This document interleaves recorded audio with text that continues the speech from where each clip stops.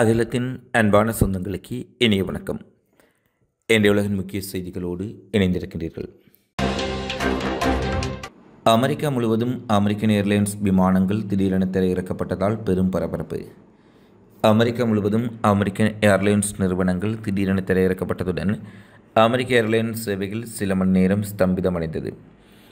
அமெரிக்காவின் முன்னணி விமான நிறுவனம் அமெரிக்கன் ஏர்லைன்ஸ் இந்த விமானத்தில் தினமும் ஆயிரக்கணக்கானவர்கள் பயணம் செய்து வருகின்றார்கள்.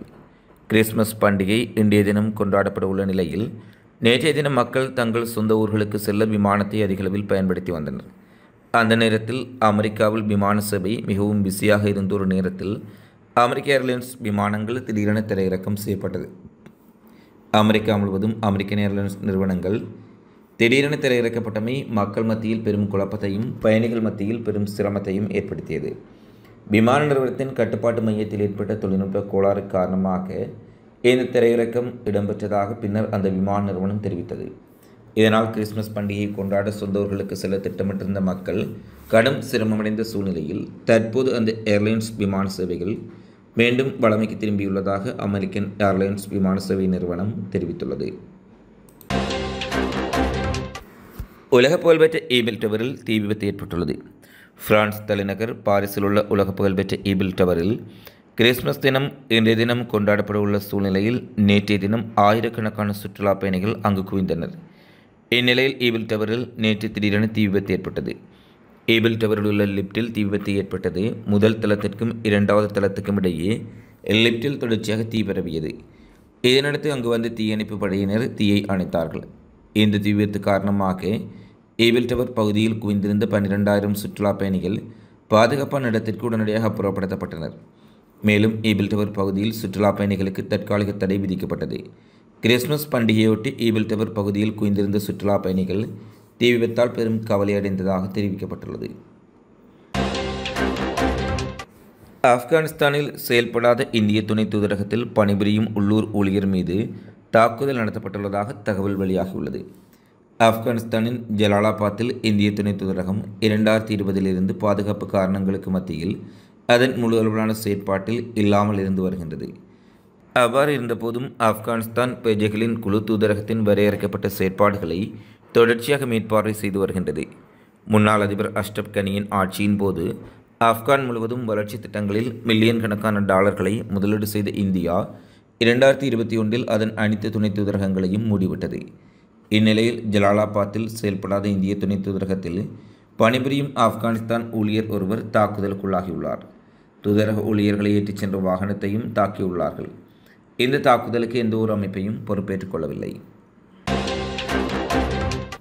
கிரீன்லாந்தின் உரிமையும் கட்டுப்பாடும் அமெரிக்காவுக்கு அவசியம் என்று டொனால்ட் ட்ரம்ப் கருத்து வெளியிட்டுள்ள சூழ்நிலையில் கிரீன்லாந்து எங்களுடையது, அது யாருக்கும் விற்பனைக்கு அல்ல என அந்நாட்டு பிரதமர் முட் எகுடா திட்டவட்டமாக ட்ரம்புக்கு பதிலடி கொடுத்துள்ளார். கிரீன்லாந்து ஆர்டிக் மற்றும் அட்லாண்டிக் பெருங்கடல்களுக்கு இடையில் அமைந்துள்ள தீவு நாடாகும். அரசியல் ரீதியாக ஐரோப்பாவுடன் இணைந்திருந்தாலும் புவியியல் ரீதியாக கிரீன்லாந்து வட அமெரிக்க கண்டத்தை சேர்ந்ததாகும். இந்த நாட்டின் மக்கள் தொகை வெறும் 56,000 பேர் மட்டுமே. இது ஐரோப்பிய நாடான டென்மார்க் ஆளுகைக்குட்பட்ட தன்னாட்சி உரிமை கொண்ட நாடாகும். கணிசமான நிலப்பரப்பு இருந்தாலும் மக்கள் அடர்த்தி மிகவும் குறைவாக இருக்கும் நாடுகளில் கிரீன்லாந்தும் ஒன்று. இதன் புவியியல் முக்கியத்துவம் கருதி அமெரிக்கா தன் மிகப்பெரிய விமானப்படை தளத்தை இந்நாட்டில் வைத்துள்ளது. பனிமலைகள், பென்குயின்கள், துருவக்கரடிகளுக்கு இங்கு பஞ்சமில்லை. கிரீன்லாந்தில் நிலவும் அதிக குளிர் காரணமாக இந்நாட்டில் பெரிய அளவு தொழில் வளர்ச்சி, கல்வி, தொலைத்தொடர்பு வசதிகள் கிடையாது.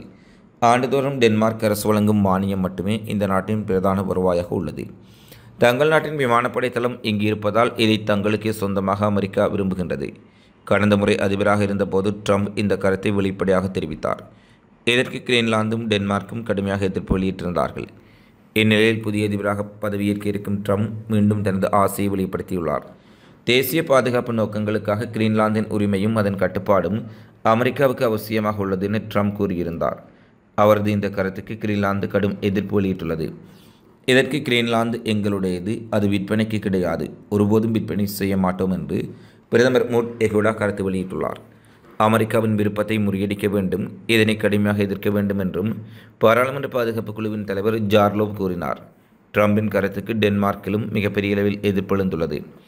இதற்கிடையே பனாமா கால்வாய் வழியாக செல்லும் அமெரிக்க கப்பல்களுக்கு அதிக வரி விதிக்கப்படுகின்றது. இதனை நிறுத்தாவிட்டால் அதனை அமெரிக்காவை எடுத்துக்கொள்ளும் என ட்ரம்ப் எச்சரிக்கை விடுத்தார். ட்ரம்பின் இந்த கூற்றுக்கும் பனாமா அதிபர் ஜோஸ் ட்ரபல் முன்னிலே கடுமையான கண்டனம் வெளியிட்டிருந்தார். பனாமா கால்வாயின் ஒவ்வொரு சதுர மீட்டரும் எங்களுடையது, அதை சுற்றியுள்ள பகுதியும் எங்களுடையது. பனாமாவின் இறையாண்மை மற்றும் சுதந்திரத்தில் எந்த சமரசமும் செய்யப்பட மாட்டாது என அதன் அதிபர் கூறியிருந்தமை குறிப்பிடத்தக்கது. அமெரிக்க அதிபராக டொனால்ட் ட்ரம்ப் இன்னும் சில வாரங்களில் பொறுப்பேற்றுக் கொள்ளும் சூழ்நிலையில் அவர் தெரிவித்து வரும் கருத்துக்கள் உலகளவில் பெரும் சர்ச்சைகளையும் பல நாடுகள் மத்தியில் அமெரிக்கா குறித்த கண்டனங்களையும் எழுப்பியுள்ளமை குறிப்பிடத்தக்கது.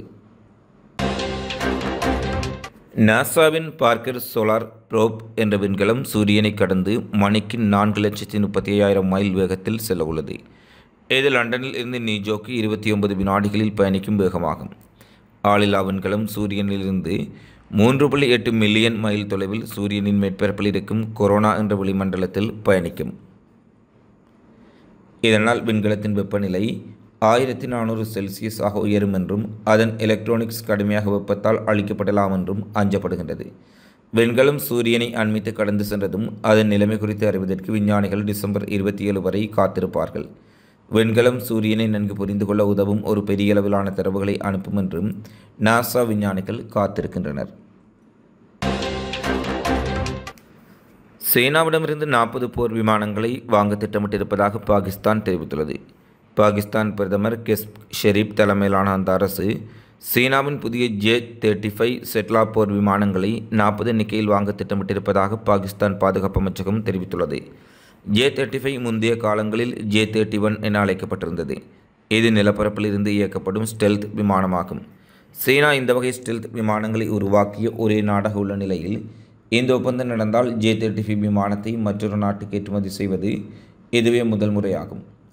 பாகிஸ்தான் விமானப்படை அமெரிக்காவின் பழைய F-16 மற்றும் பிரான்சின் போர் விமானங்களை மாற்றுவதற்காக இந்த J-35 விமானங்களை வாங்க திட்டமிட்டுள்ளது. இந்த ஆண்டின் தொடக்கத்தில் பாகிஸ்தான் விமானப்படை தலைமை மார்ஷல் ஜாகிர் அகமது பாபர் சித்து J-31 ஸ்டெல்த் விமானங்களை பெறும் அடித்தளம் அமைக்கப்பட்டுள்ளது என கூறியிருந்தார். சீனாவின் ஜுகாய் நகரில் சமீபத்தில் நடைபெற்ற விமான காட்சி விழாவில் J-35 விமானம் காண்பிக்கப்பட்டது.